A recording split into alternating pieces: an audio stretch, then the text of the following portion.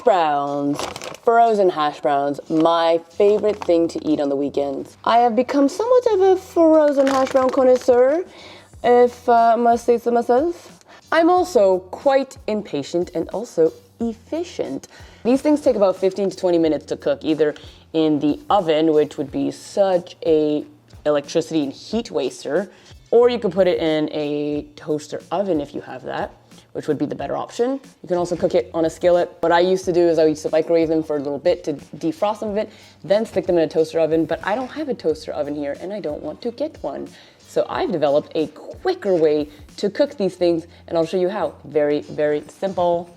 What are you gonna need? A toaster of your choice, some chopsticks. An older one would be better because it might get a little gunky in there, so you don't wanna use your beautiful, cute little smeg, or if you don't mind getting it dirty, because it will drip some oil out there, then that's fine. In this case, I don't really use my toaster for very much. I use it to toast bread, obviously, which is not something that I am doing that often.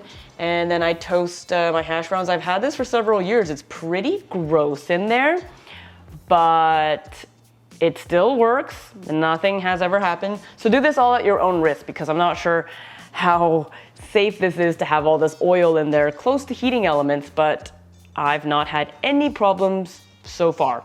At some point I bought these toaster bags because that actually would help keep all that mess in there, good for grilled cheeses. However, I stopped using this because it's made with Teflon, and Teflon is heat resistant up to a certain temperature, and toasters get way hotter than that. Therefore, the Teflon technically would degrade and you'd be consuming that. So I don't use that anymore because that's not good for your health, so don't use that. Once you have your toaster, your chopsticks are gonna be useful to get your hash browns out. Your hash brown of your choice. This is the ones that I have right now. They're the McCain breakfast.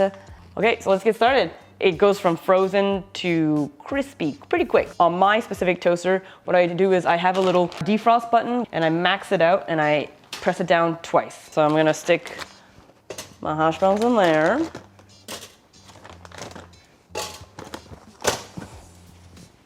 And then we wait. I'm not gonna make you wait with me. Listen to it sizzle, some ASMR. Doesn't it sound delicious? Mmm, yum, yum, yum, yum. Can you see that gunk I was talking about? A little bit dirty. Managed to clean out some of it. I've had this toaster for several years doing this and still working, still kicking, so haven't bothered getting a new one. Haven't been able to find any toasters either that you can open up and clean really well. I guess that would mean I'd have to get a toaster oven, but toaster ovens are a bit bigger than what I want. And then the best way to take it out would be chopsticks. They're basically baby tongs. A lot of chefs use these for cooking. Don't use a fork. I'm out of fork.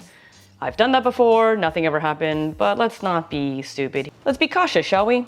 Easy to grab these out, like that. If you don't got chopstick skills, time to work on these.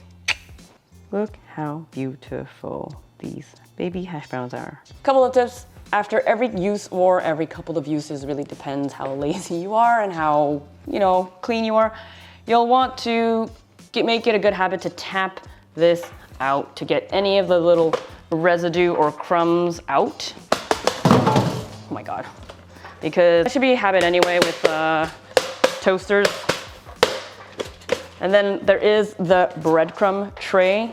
That is something you'll also want to empty out. With the hash browns, there will be some oily residue on there because hash browns are oily. And that's what creates all that gunk. Oils and the heat becomes very glue-like. I would say after every use, make it a habit to wash this.